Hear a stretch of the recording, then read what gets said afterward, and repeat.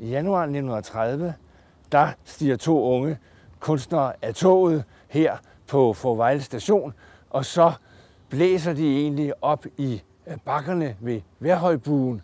Der bosætter de sig, og der skaber de faktisk en kunstnerkoloni, som er en af de store kunstnerkolonier i Danmark.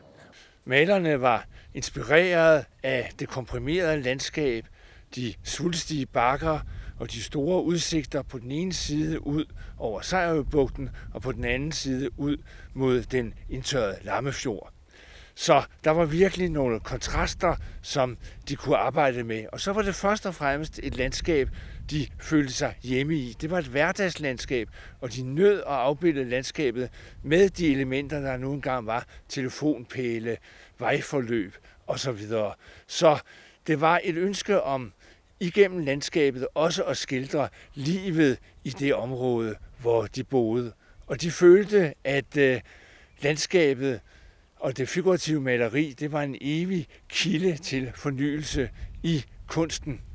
De reagerede faktisk mod det klassiske modernister, som var det toneangivende inden for kunsten på det her tidspunkt.